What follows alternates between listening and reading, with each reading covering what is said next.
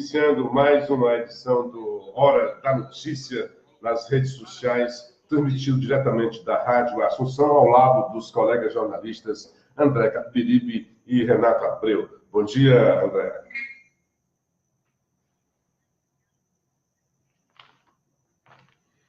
Pois é, eu vi aí vocês falando da imprensa, né? É fantástico como a Folha de São Paulo não trouxe em sua capa sequer uma linha, né, para falar da viagem do presidente.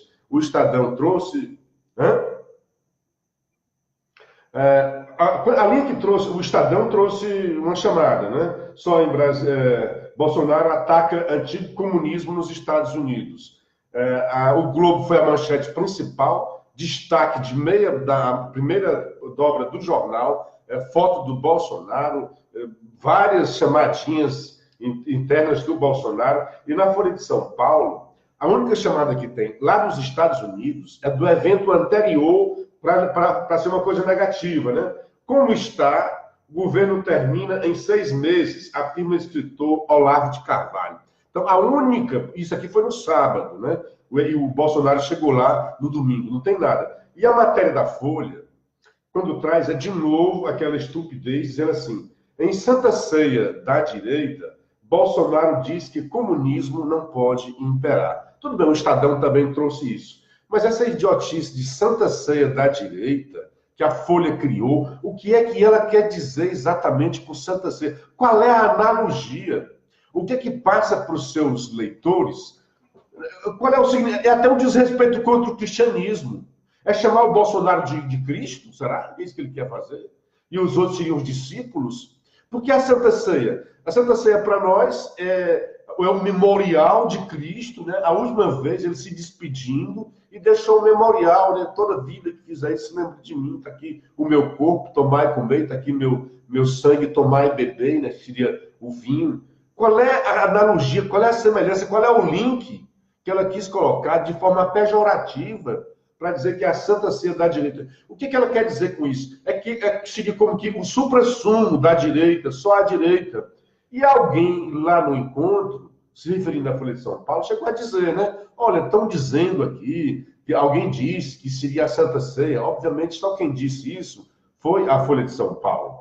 Mas não, aqui há jornalistas, aqui há gente de vários espectros. Obviamente não tinha nem um comunista lá. E o Bolsonaro fez sim esse discurso de que não pode imperar o que tinha de antigo comunismo. Está corretíssimo. O comunismo só trouxe mal para a humanidade. Pois é, só pode, né? Porque o abro da matéria dela diz assim: o presidente Jair Bolsonaro não decepcionou sua plateia conservadora durante o jantar neste domingo em Washington. Mas era para realmente, né? Aí diz, em uma espécie de Santa Ceia, aqui já mudou um pouco o texto, né? Porque lá em cima não tem nem aspas da chamada em Santa Ceia da direita, né? Que ela tinha dito isso antes, né? Em uma espécie de Santa Ceia da direita americana, o presidente afirmou que é preciso fortalecer a democracia. Olha só, né? É preciso fortalecer a democracia no Ocidente. Perfeita frase, né? E que aspectos relativos ao antigo comunismo não podem mais imperar. Quem há de discordar dessa frase do Bolsonaro? Mas a Folha traz como se fosse uma coisa tosca, né? Como se fosse uma coisa grotesca, como se fosse uma coisa anacrônica. Ora, anacrônico é o comunismo, que ainda persiste na cabeça de muita gente. E só o Bolsonaro só combate, não se combate o que não existe, né? Só se combate porque tem isso daí. Já o Globo foi Trump, que é a ação do Brasil contra inimigos. Aí tem a foto do Bolsonaro no tapete, chegando lá no tapete vermelho. Tem uma charge do Bolsonaro, a charge do Chico, na chamada de capa. E tem pelo menos mais 4 chamadinhas, né? As pequenas chamadas. Eduardo Bolsonaro diz que ilegais brasileiros são vergonha. É uma coisa que está vendo lá. Os Estados Unidos, o Brasil está fazendo um acordo de não exigir visto dos americanos para chegar aqui. Nós queremos esses caras que venham para cá, né? Que tragam seus dólares, que venham gastar e ajudar a nossa economia.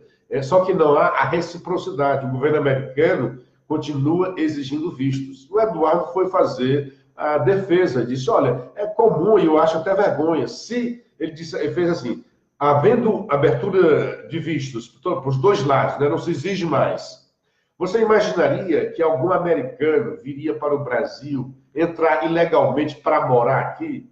Não, mas com certeza, em massa, muitos brasileiros iriam entrar como turistas para ficar ilegalmente nos Estados Unidos, porque já ocorre hoje, né? Imagina com a abertura do vistos, né? Aí, Maduro pede que o ministro deixe aqui, já é outra coisa, né? Mas é isso, o Globo trouxe bastante destaque, o Estadão trouxe uma chamada e a Folha de São Paulo não trouxe, fez matéria e tal, mas nenhuma chamada, não foi digno de chamada a visita de Bolsonaro para a Folha de São Paulo. Não é jornalismo isso daí, né?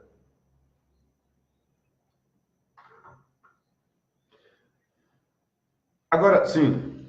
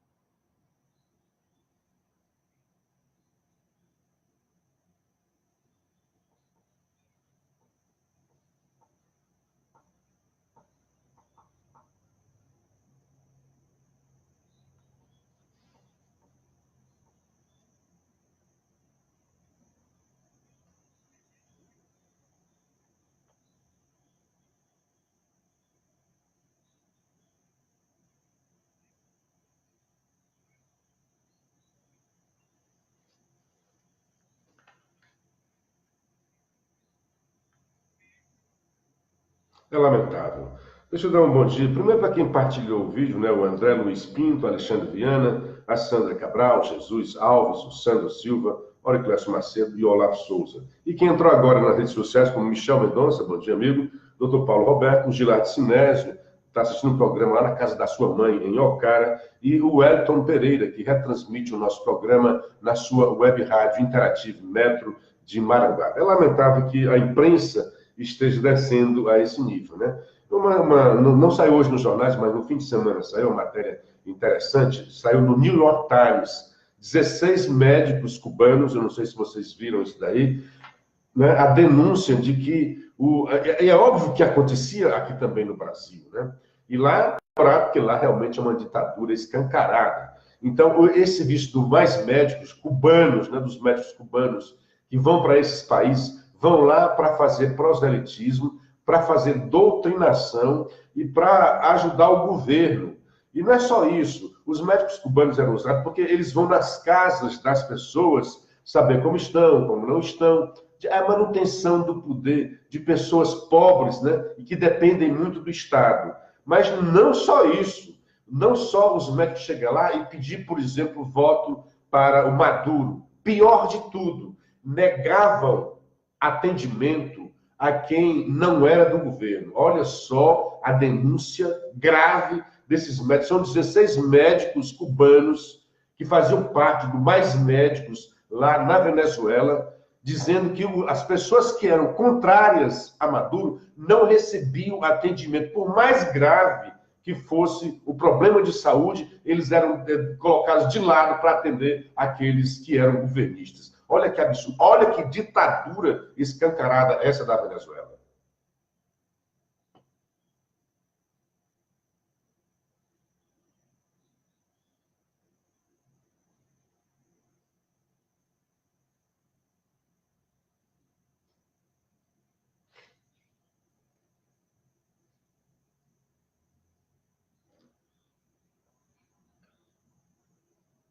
Agora, você estava falando aí do Jornal Povo, por exemplo. Hoje tem uma coisa diferente no Jornal Povo.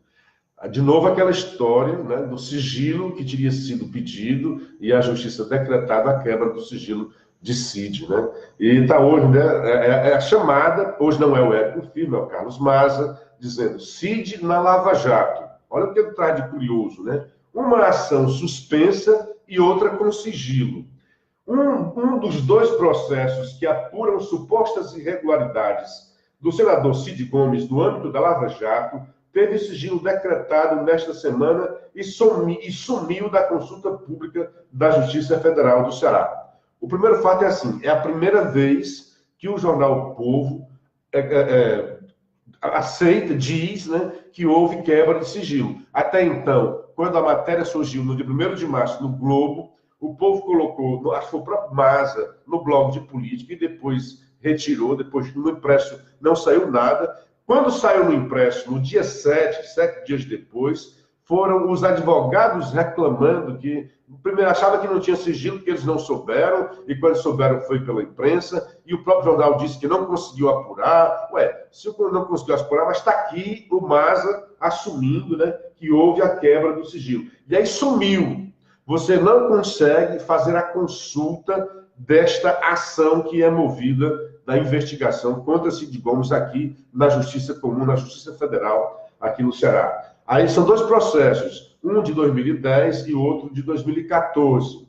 Aí ele diz, o outro, por sua vez, né, um teve a quebra de sigilo decretada, né? O outro, por sua vez, teve suspensão por tempo indeterminado, ordenado na última quarta-feira, 13. Aqui, assim, é um vácuo de informações. Quem ordenou? A pedido de quem? E por qual motivo, né? O jornalista disse assim, ou foi suspensa a ação. As outras informações sobre isso, né, que é uma coisa séria, não tem nada, né? Quem foi que suspendeu? Qual o motivo? Quem pediu essa suspensão? Não tem nada sobre isso. Mas está aí. Ambos os... Pois é, pois é.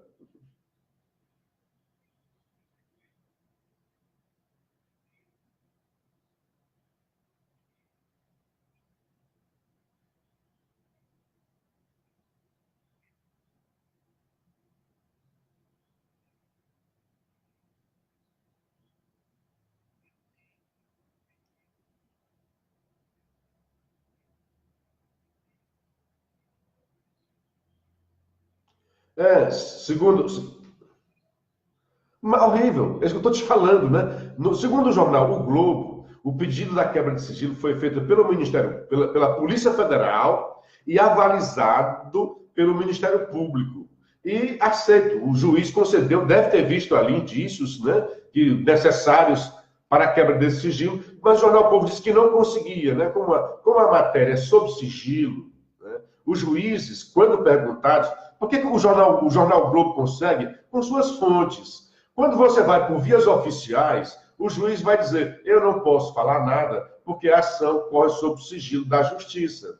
Então, quando perguntado pelo Jornal Público, na matéria do dia 7, a matéria diz que o juiz nem nega e nem confirma. Quer dizer, é aquela ambiguidade que o Jornal Povo, a incompetência da imprensa cearense, não conseguiu apurar. A imprensa do Globo conseguiu. E agora traz uma informação do Carlos Maza, dizendo, informação nova, né, que o outro caso, o outro processo foi suspenso, mas não se sabe de nenhuma informação. Por que foi suspenso? A gente sabe só a data, na última quarta-feira, 13, foi suspensa. Por que foi suspenso? Quem pediu a suspensão? Por que foi ordenado? E quem ordenou? Ninguém sabe. O jornalista não se deu ao trabalho de divulgar isso daí. Por que aconteceu isso?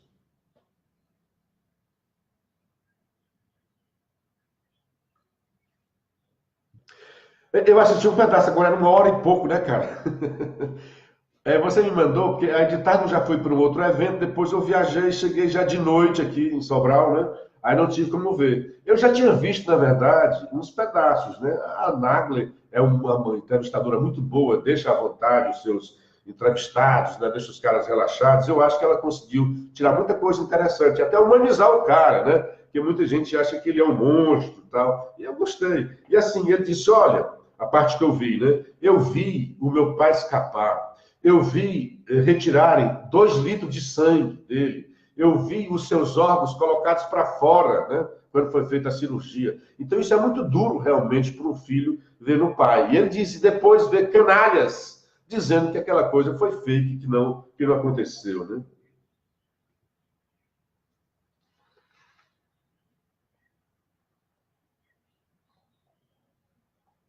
Imagina você, né? Imagina acontecer isso com seu pai, né?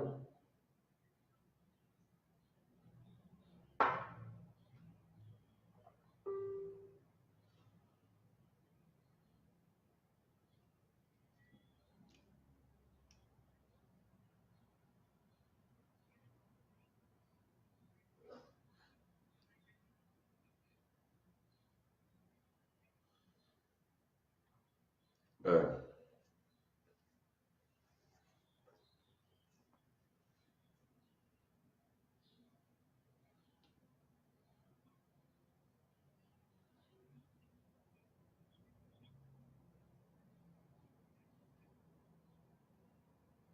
Bom dia para Sandra Biguetti, no Japão, para Fernanda, na Polônia, que agora está na Itália, né? O Antônio Ferreira, o Homero Magalhães Arruda, bom dia para você também. E o André Lima Ramos, dizendo bom dia a todos, concordo com o Renato Abreu, faço parte desse grupo que não tem mais esse jornal, não quer mais ler esse jornalzinho de esquerda, o Povo, aqui no estado, leio somente o Jornal Diário do Nordeste.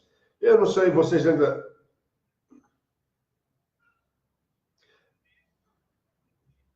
Pelo menos tenta ser neutro, né?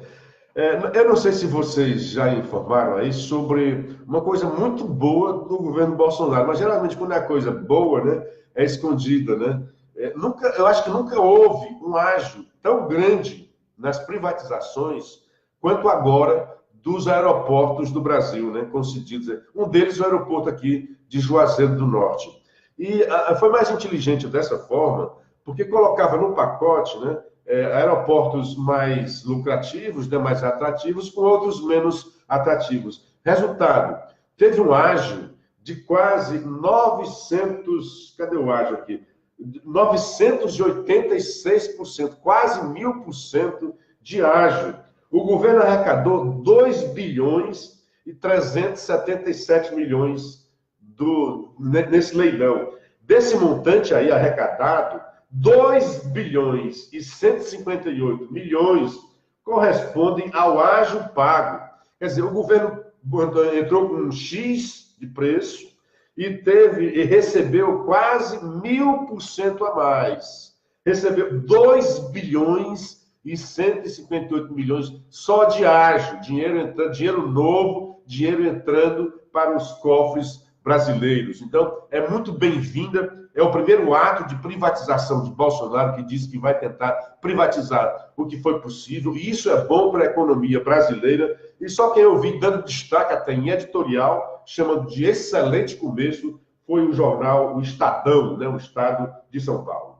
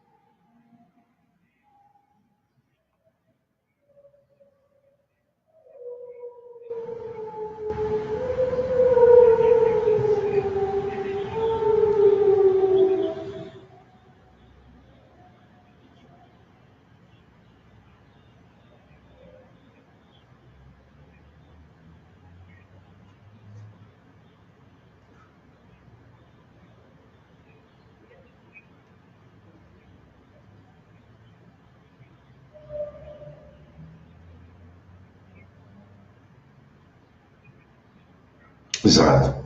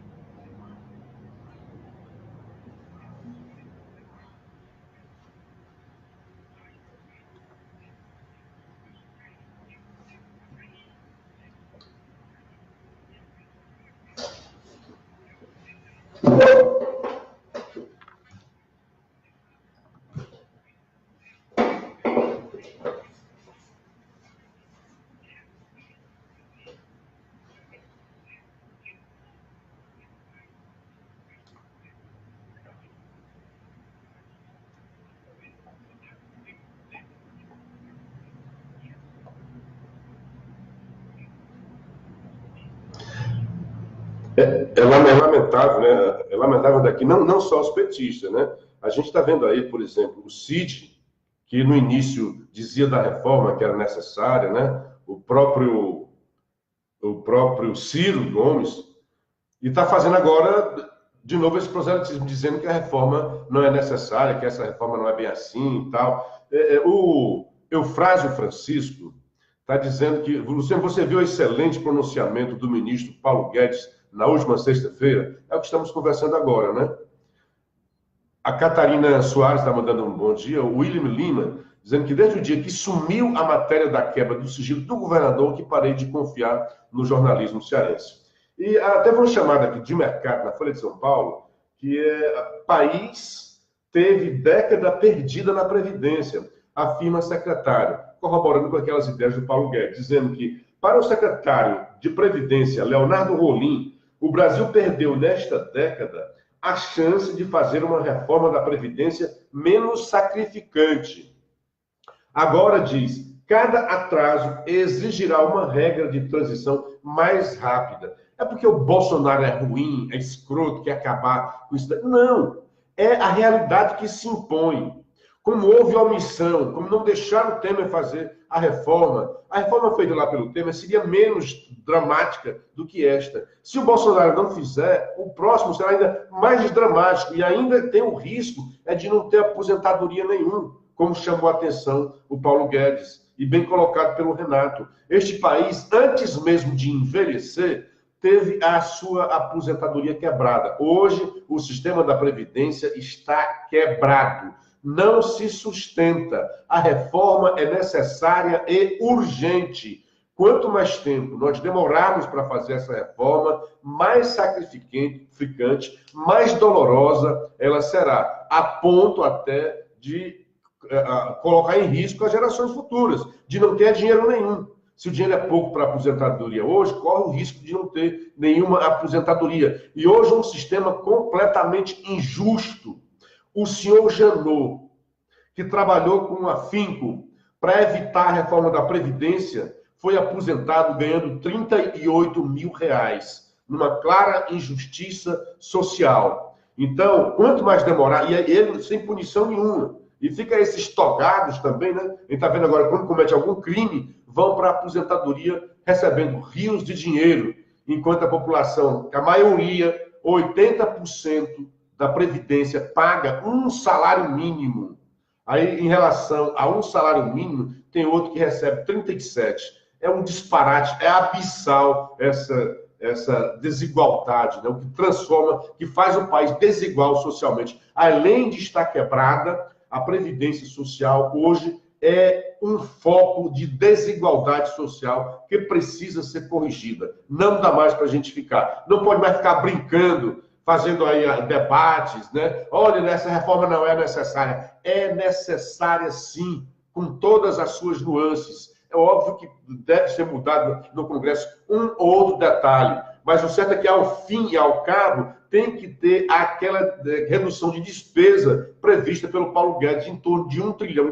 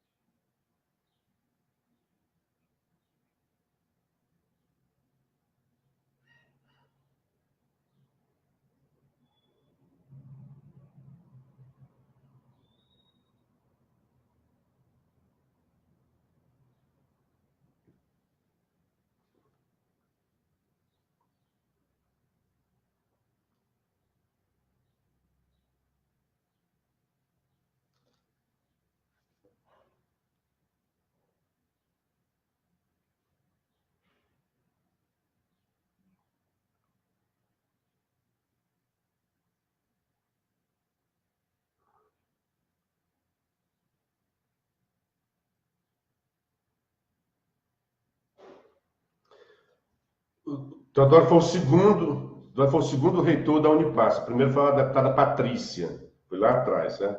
Teodoro foi o segundo.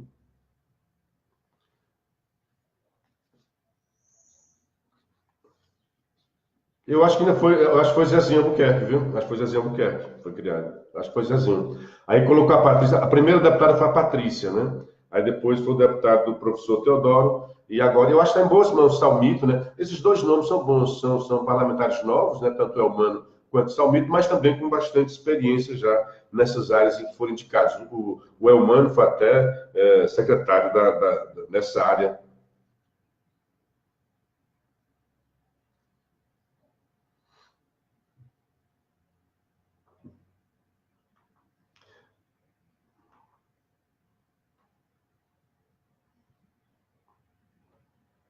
Você, você falou mais cedo, Renato, sobre o FIES, o escândalo, 2007, né? O escândalo do FIES, que você falou há pouco, né? Tem outro dado, além desse escândalo em si, que foi, na verdade, para ajudar muitas universidades amigas, ela criou um sério problema, que é do capitalismo, né?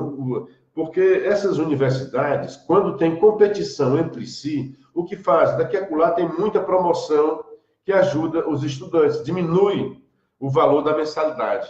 Como tinha esse dinheiro garantido pelo governo, como não havia competitividade de preço, os estudantes, o FIES, em vez de ajudar os estudantes, foi prejudicar, porque os preços, na verdade, subiram. Se você fizer um histórico aí, basta ver um histórico da média de valor das mensalidades, depois do FIES, desse FIES do Haddad, porque o Haddad fez um FIES reload depois, né? Depois, já ainda no governo Lula, ele fez um FIES, aumentou o FIES, disse que não precisaria mais de avalista, então criou um rombo, porque ninguém vai pagar, e o pior, não ajudou, ao contrário, foi aumentar o preço das mensalidades, porque as universidades tinham preço garantido, tinham dinheiro garantido ali vindo do governo. Se o dinheiro viesse só dos estudantes, se não tivesse aquela garantia do governo, certamente o preço das mensalidades no mercado competitivo, como se tornou o da educação superior, nós teríamos um preço melhor das mensalidades que ajudaria estudantes, aqueles estudantes que não conseguiam pegar o FIES, por exemplo. Então tem um escândalo aí que o Haddad tem que responder, porque há realmente desvios nesse caso do FIES, e além disso prejudicou a competitividade, fazendo com que os preços das mensalidades, em vez de diminuir, aumentassem. Então, quando o governo atua no mercado, é exatamente, a economia é assim, quando o governo atua no mercado, às vezes tem uma escassez, por exemplo, o governo estoca feijão. Para quê? Para quando tem uma escassez no mercado e faz o preço aumentar, o governo coloca o feijão no mercado para tentar regular esse preço. No caso do FIES, foi exatamente o contrário. Fez aumentar o preço do mercado. É uma função anti-Estado. O Estado, na economia, age para regular preço, para tentar diminuir preço. Nesse caso do FIES, o Estado propiciou a subida de preço das mensalidades no ensino superior. Então, em vez de ter um objetivo bom para aumentar, que é muito pouco, a gente precisa realmente aumentar o número de vagas no ensino superior, foi diminuir. E diminuiu, como você está dizendo, não tinha nem. Quem tivesse ali entrava e acabou-se. Né? Nem passava em redação e já tinha o seu FIES garantido. Foi muito ruim esse FIES. Alguns se beneficiaram, claro, né? O ruim foi a forma como ele foi dado. O FIES é interessante, de ter um financiamento para a educação superior. Mas a forma como foi feito foi uma forma para ganhar voto na época, né? Eleitoreira, né? Como queria abranger o maior número de pessoas, tirou a avalista, tirou SPC, o cara podia ter o nome sujo que tivesse, recebia lá o seu financiamento para a educação superior. E o cara podia ter mérito ou não para ir para o ensino privado, entrava lá tendo boas notas ou não. Quer dizer, sob vários aspectos, foi muito ruim o FIES do senhor Fernando Haddad. Que profissional você está formando, né?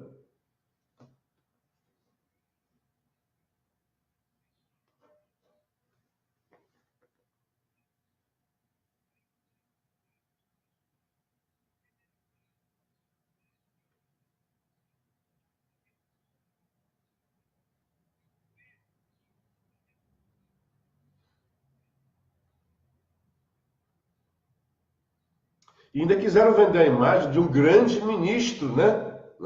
E fazendo essas bobagens. E queriam, olha como é que é a inversão, né? O cara faz uma coisa ruim e tenta vender como se fosse uma coisa muito boa. Como é que um partido desse vai fazer meia-culpa de alguma coisa, né?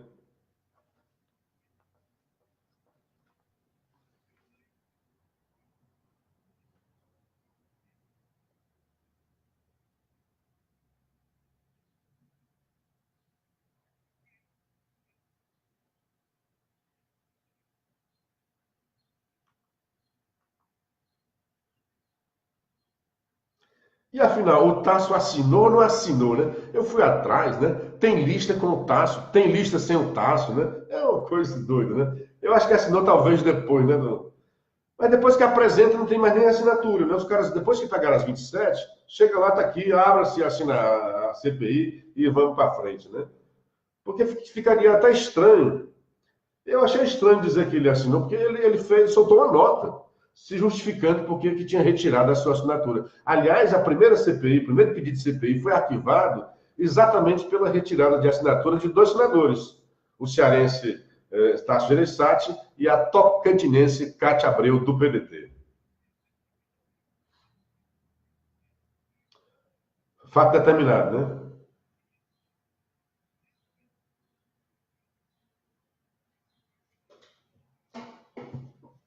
Ah, tudo bem. Aí, ok. Aí tá justificado, né?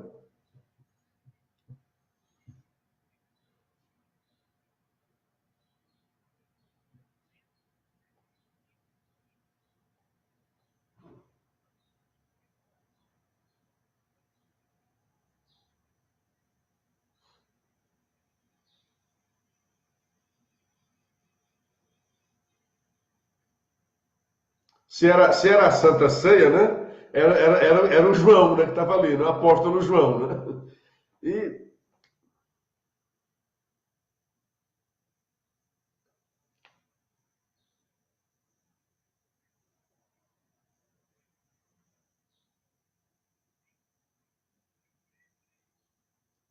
não, ele estava com o terno completo, Renato. Eu vi. Ele estava. Não, completíssimo, com terno bege. Mas nem todos estavam de preto, não, viu, Renato? Do outro lado, tinham lá um terno cinza, coisa assim e tal, né? Porque assim, nas noturnas, né? É bonito, bonito, bonito. Porque nas solenidades noturnas, não é de bom tom você comparecer com ternos brancos, né? Com ternos mais claros, né? O normal é ser mais para o tom escuro, né? Para o azul marinho, para o azul mais fechado, para o preto, né? Aí dois lá eram dissonantes. Tinha um que eu vi lá que era o mais cinza, bem mais claro, né? E o do Olavo. O Olavo chamou a atenção, ele gosta de chamar a atenção, né? No dia anterior, ele foi alvo de uma homenagem, estão fazendo um filme, né, com a vida dele. E ele hoje ele está sentando fogo. De novo, ele meteu o cacete no Mourão e disse: esse rapaz não sabe o que é ser vice-presidente. E ele está a fundamentação. Na hora que o presidente viaja, o vice tem que ficar em Brasília. Aí diz o Olavo: oxe, mal viajou o presidente Bolsonaro, saiu do país, o Mourão corre para São Paulo para se encontrar com Dória para fazer política. Não é de bom tom, não é que seja coisa ruim, né? E nem pode estar fazendo golpe, mas o segundo Olavo, ele tem mentalidade golpista, porque mal se elegeu, né? E ele diz assim, o Olavo diz, porque o Mourão diz, nós voltamos ao poder pelas mãos do povo, né? Como se os militares, né? Aí o Olavo diz, vocês quem? Quem se elegeu foi o Bolsonaro, né? É bom deixar claro isso daí. Não foram os militares, né? Foi uma pessoa que nem militar é mais, né? É um ex-militar, que voltou, que se elegeu, né? E com ele sim, ele trouxe os militares, né? Trouxe um militar para a sua chapa e colocou muitos militares no seu governo. Mas aí dizer que os militares tiveram aval da população para voltar é meio esquisito. Agora, o que é que o Olavo se ressente? O que é que o Olavo se ressente? É que, ao assumir o governo, o Mourão muda a sua pauta. Aí começa a ser favorável ao aborto, começa a ser simpático a algumas pautas que é contra a ideologia do presidente, pela qual ele se elegeu, né? Aí não pode ser a favor do aborto, achar que o Maduro deve ficar no poder. Então aí é isso que ele está chamando de golpe. Foi um golpe. Se o Mourão estivesse no poder, teria dado um estelionato, viu, Renato? O que está falando, né? É um cavalo de pau que ele deu.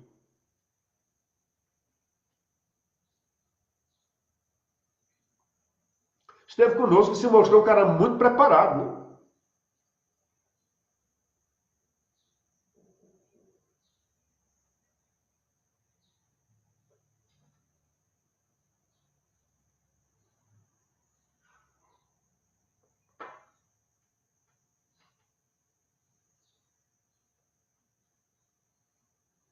É vigiar a cadeira, né?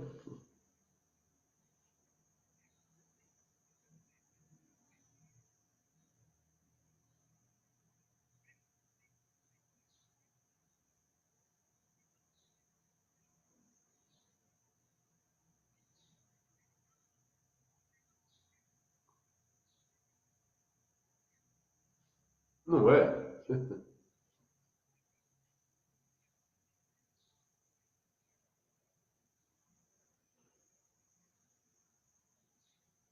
Exatamente.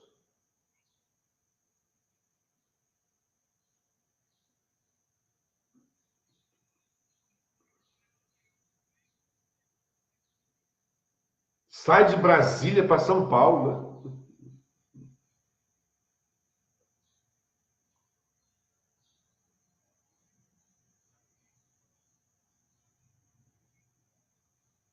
Rapaz, olha, o jornalista fez uma pergunta errada para o Bolsonaro, né? Bom dia para o Laércio Barroso, na Suíça, para o Soares, Jane Azereda, bom dia, boa semana com boas notícias. A gente torce sempre, né? Bom dia também para o Wilton Bezerra, que acabou de entrar, a Meire Jane Costa, a Sâmia Macedo, o Neudo Figueiredo e a Maria das Dores. O jornalista fez uma pergunta errada para o Bolsonaro, porque disse, e o Bolsonaro respondeu muito bem, né, com bom humor, olha, mas você está aqui ao lado do Olavo, que está criticando você. Nunca, jamais, em nenhum momento, o Olavo fez uma crítica ao Bolsonaro.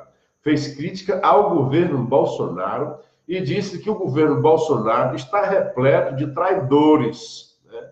E de gente que traiu a pauta pela qual o Bolsonaro foi eleito. E a resposta do Bolsonaro, muito boa, olha, hoje ele está mais ameno, né?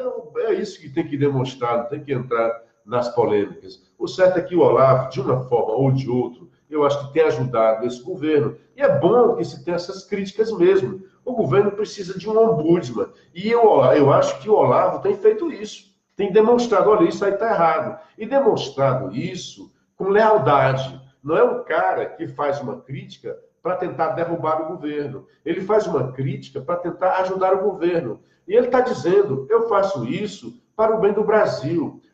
Minha preocupação é com o Brasil. Eu sou um velho e daqui a pouco eu vou morrer. São palavras dele. Mas o país continua. A reforma, como disse aí o Renato, é para os nossos filhos e os nossos netos. Como disse o Paulo Guedes, cabe a nós decidir. Nós vamos deixar alguma coisa para os nossos filhos e para os nossos netos? Ou vamos continuar sendo omissos? E aí vai chegar o lavar as mãos e vai chegar o momento que a dor vai se fazer sobre a nossa geração que está vindo aí. É isso que nós queremos para os nossos filhos. Um pai quer uma coisa ruim para os seus filhos. O pai sabe fazer. Às vezes o filho quer, achando que está coisa legal. Não, não vamos mexer na Previdência, não. É o filho dizer, não, pai, deixa eu ficar com esse doce aqui que é bom. Aí o pai chega e diz, não, você está comendo doce demais. Vai fazer mal a você. Ou você está gastando demais, você está indo para o caminho errado. Aí o filho chora, esperneia. Mas o pai está fazendo aquilo para o bem do filho. É essa analogia que o Guedes está fazendo. Nós vamos ser omissos ou nós queremos realmente um futuro mais promissor para os nossos, para os que estão vindo aí, ou os que já estão, né? Como o Jim tem filho, Guedes tem filho e tem neto. É isso que nós queremos para os nossos filhos, para os nossos netos, não ter aposentadoria para eles. Tem que ter seriedade nisso. Tem que ter seriedade nesse debate. Não é você ficar pegando uma coisa ruim, uma quinquilharia. A reforma da Previdência é uma coisa grandiosa, complexa. Aí você pega pequenos pedaços disso daí, pega detalhes. Se amarra nesses detalhes, como o Ciro está fazendo, como a oposição está fazendo, para dizer, eu sou contra a reforma por causa disso daqui, e esquece tudo mais que está para acular. Não, diga assim, eu sou a favor da reforma, eu só vou tentar mexer nisso aqui que eu acho que está errado. Ninguém está fazendo esse discurso. Faça, os governadores do Sul e Sudeste, é bom a gente lembrar que a gente não falou aqui, né? Porque os governadores do Nordeste, a maioria do PT, né? E do PSB e do PCdoB, a maioria, né? Foram lá, se reuniram e são contra a reforma da Previdência. Que é isso? Os governadores do Sul e do Sudeste, olha, nós somos favoráveis, porque essa reforma é necessária. Se você acha que algum detalhe da reforma é ruim, diga assim, eu sou favorável, essa reforma é urgente, tem que ser feita. Agora, eu acho que tem que melhorar, aperfeiçoar. Nós temos que buscar, ajudar o governo a buscar de onde eu melhorar isso daqui, sem perda da receita, sem perda do objetivo geral da reforma. Não podemos desidratar a reforma, como diz o Bolsonaro. Ela tem que surtir os seus efeitos. Senão, para que fazê-la?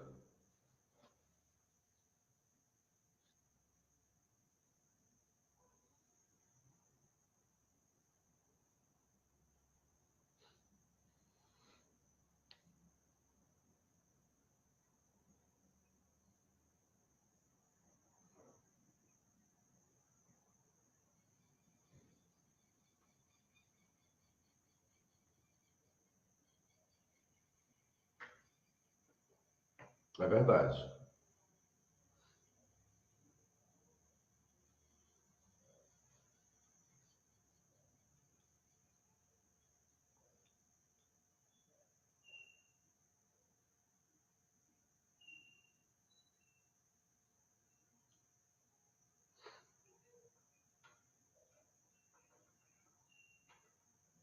Não é o Estado que dá, né? É uma cultura da sociedade.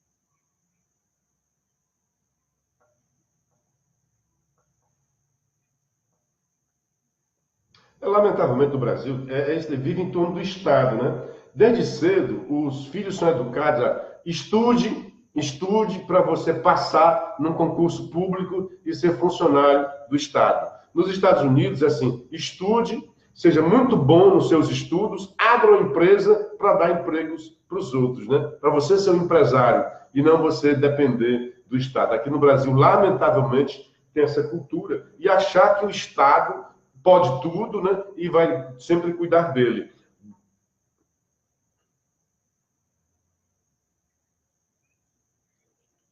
Exatamente. É um capitalismo de Estado, né?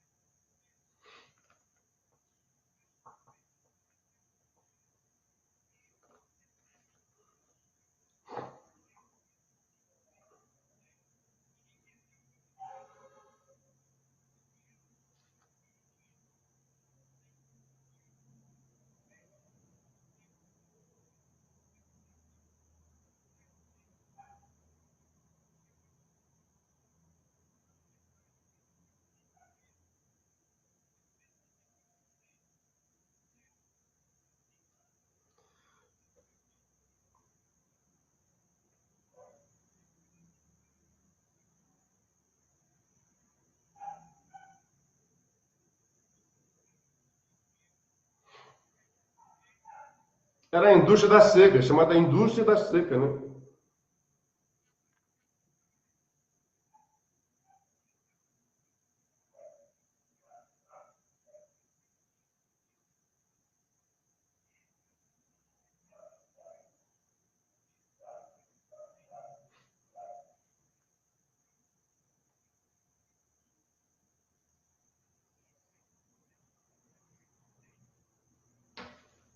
Também acho que não.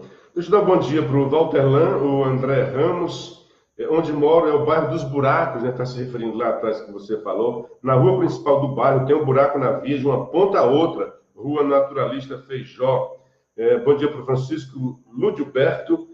O Capitão Silva do Quixadá, cadê a cobertura das manifestações de ontem feitas pelos grandes meios de comunicação? Nenhuma linha, não teve. Eu li nos jornais, teve realmente alguma coisa. As manifestações não foram grandiosas, né? Foram 500 pessoas na Praça Portugal, mas teve o Jornal Povo, pelo menos trouxe, eu vi isso daí. Alfredo Sueiro, lembrando que o FIES foi um lobby das universidades privadas, das faculdades privadas, o André Ramos, o Haroldo Braga Evangelista e o Francisco Moreira. Grande abraço, um bom dia para todos vocês. Também para o Juveraldo Souza, o Joed Paiva e o Miller do Sumaré.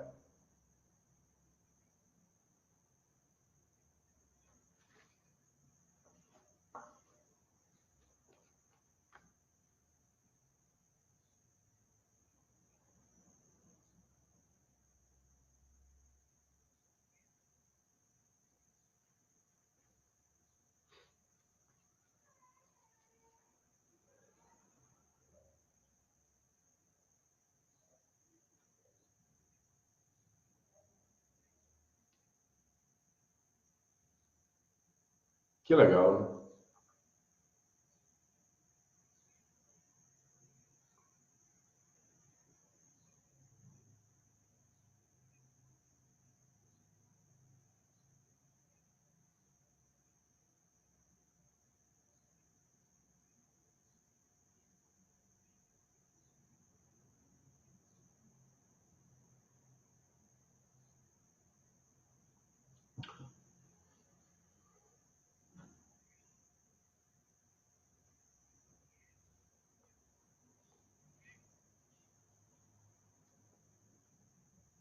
São destaques, seja ele do Exército, como também da Polícia Militar, né? São destaques na proficiência educacional de seus alunos, né? Hoje eu vi também falando já de escolas de alunos, lembrando os casos, e hoje vocês viram aí, aqui em Frecheirinha, aqui perto de Sobral, no sopé da Serra da Ibiapaba, pelo lado que vem de Tianguá, houve um estudante foi preso, depois foi solto, né? Porque tinha no seu WhatsApp, nas redes sociais, tem uma espécie de uma conversa. Depois ele disse que houve uma trucagem, foi tirado de contexto, tentando fazer um novo ataque nas escolas, né? E tem um estudo hoje do Estadão dizendo que a maioria não tem sociopatia, esses assassinos em série, né, em massa, dos ataques à escola. Não são sociopatas, né? E geralmente são homens brancos, né? E geralmente esse negócio de bullying, né? Tá aí o deputado tentando acabar com os videogames, colocar a culpa nos videogames. Olha, se os videogames fossem culpados desses massacres, nós teríamos um massacre, um após o outro, todo dia. Então não é por aí. Então acabar de dizer que o problema são as armas de fogo, também não é, porque a quantidade de arma de fogo que tem por aí também não é no gibi. Senão seria também tirar o álcool, né? Naquele da creche, não pode mais distribuir álcool, porque também serviu para matar. E uma outra discussão que está sendo feita agora, André e Renato, e a imprensa tem que ver também isso daí. O que estava lá nessas conversas dos meninos que estariam articulando um ataque lá em Frecheirinha, uma das coisas dizia: o nosso nome vai sair no jornal. Então, na hora em que você coloca os nomes demais, a foto o tempo todo, aquilo dali, numa cabeça ruim, vai achar a coisa legal. São pessoas que não aparecem nada no anonimato, né? Na sociedade do anonimato, ele diz: olha, eu vou pelo menos aparecer morto, né? Vai se matar, mas vai aparecer. Então, essa overdose de notícias sobre esses fatos também estariam influenciando outros ataques. Por exemplo, lá o Columbine, fizeram um filme, Tiros em Columbine, um filme muito bem feito, para alertar, para fazer uma denúncia, mas ao mesmo tempo serve de estímulo. Por exemplo, esses meninos lá, até o Globo fez uma coisa interessante, colocou tiros em Suzano. Eu achei interessante aquilo dali, porque a conexão que tinha com Tiros em Columbine, que foi o filme. Os meninos fizeram, tentaram seguir o exemplo do que houve lá em Columbine, até as roupas, a forma militar de tentar se vestir, as botas, né? Tinham muita semelhança. Então a imprensa tem que também ver o modo, né? Que só quer ganhar clique, quer ganhar audiência, aí faz uma overdose de exposição desses crimes e acaba influenciando as cabeças fracas que tem por aí, né? Grande abraço, amigo. Um dia bastante proveitoso. Bom dia, André. Bom dia, Renato. E até amanhã, com a graça de Deus. Pedindo a vocês aqui das redes sociais que mantenham e compartilhem o nosso vídeo e vão lá também no YouTube e se inscrevam para ampliar a nossa voz nas redes sociais. Um abraço.